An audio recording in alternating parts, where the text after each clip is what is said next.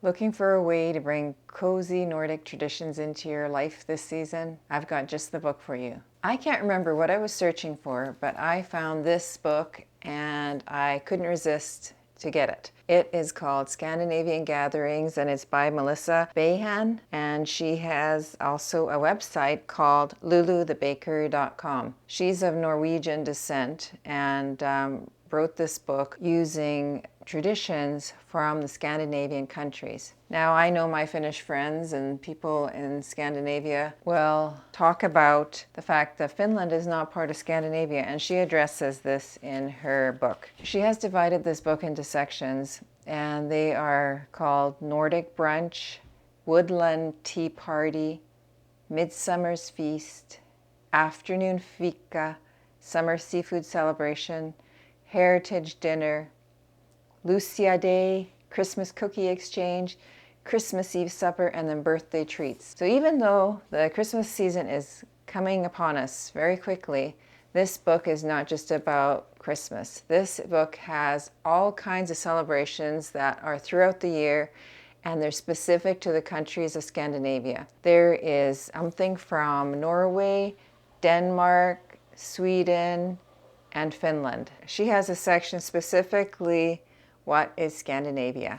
And she talks about the fact that technically just Denmark, Norway, and Sweden are part of the Scandinavian region, but the true answer isn't quite as simple. And that there's a Scandinavian peninsula and Finland is part of that. So she does include 4 countries, which would be Finland included into the Scandinavian countries. And I'm fine with that. I find that a lot of the traditions and specific recipes are kind of shared amongst the countries, because I know I've eaten a lot of these things in Finland growing up, or here as my parents and grandparents have made them. So I recognize a lot of the things and have really enjoyed them. What's really good also about this book, it's not just recipes. There's wonderful traditional crafts that you can make in here that are well known in these countries.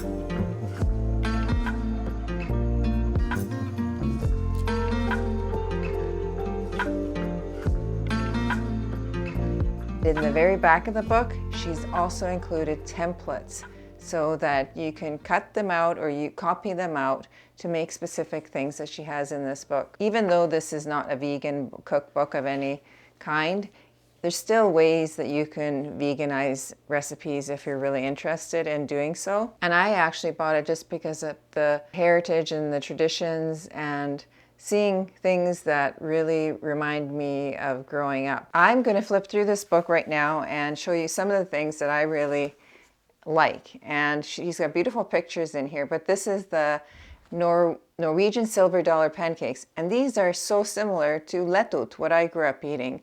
And I have a video out that shows a bunch of Finnish items that we have in our homes. And one of them is this frying pan. It's a cast iron pan with indents in the size of these small pancakes, and that's what we would make our letut on. Some of the things that are very common in Scandinavian countries are these welcome signs in the doorways, and it's so cute because she puts in here in the little boxes little notes or interesting tidbits and facts about the different countries. And in this particular one, she says, here's how to say welcome in Scandinavia. So she's got all of them, Norway, Sweden, Denmark, it's välkommen. I'm sure I'm not pronouncing that well. And then Finland, just to be different, is tervetuloa. So you have every other language sounds the same, and then there's us Finns. And that's what makes us special, because we are a little bit different. I grew up eating a lot of Danish. Whenever we would have guests over for coffee, my mom would, usually she'd go out and buy a Danish. It's like a coffee cake.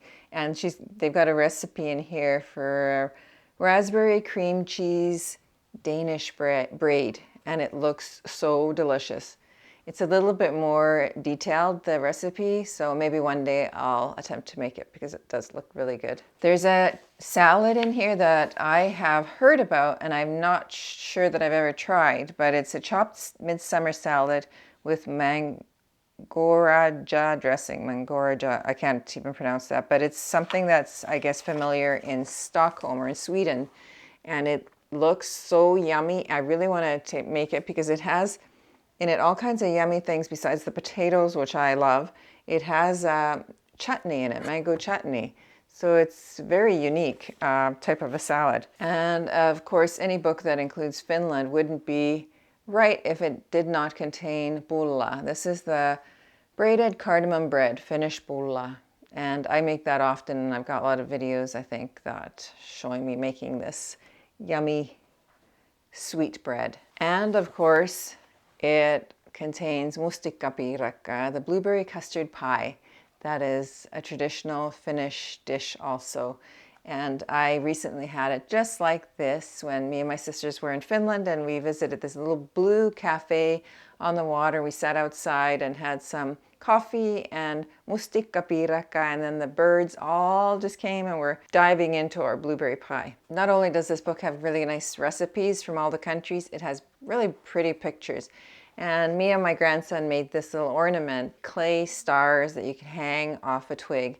We may just put strings around and put the clay stars on the tree because they're pretty. We also painted some snow onto our pine cones. So I may also just put a ribbon around each pine cone and hang them on the tree.